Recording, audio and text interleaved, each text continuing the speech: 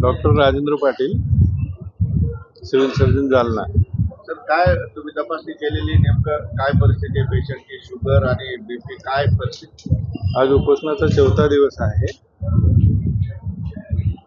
सुरुवातीला त्यांचं blood pressure 110/70-74 राहायचं. आज 4थ्या दिवशी त्यांचं ब्लड प्रेशर पण खालावलेलं आहे.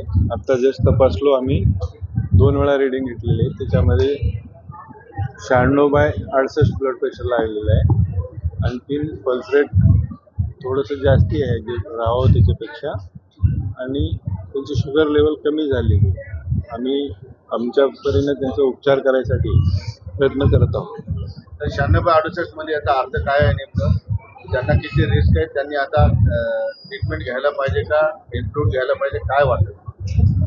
नाही, मी डॉक्टर म्हणून मला उपचार करणं गरजेचं वाटतंय आणि करणं गरजेचंच आहे. त्यांनी उठले बसले काही झालं तरी जीवाला धोका होऊ नये काळजी घेणं माझं काम आहे. त्यांनी जर ट्रीटमेंट नाही घेतली तर पुढे धोका काय होऊ शकतो? धोके बरेच होऊ शकतात, पण त्याच्यासाठी होऊ नये म्हणून माझी टीम इथं तैनात आहे. मी ट्रीटमेंटसाठी तयार आहे. भावना आम्ही मनवायचा प्रयत्न करतोय. आता सध्याला म्हणजे शुगर लेवल बी कमी झालेली आहे आणि कालपासून त्यांची लघवी पण झालेली आहे.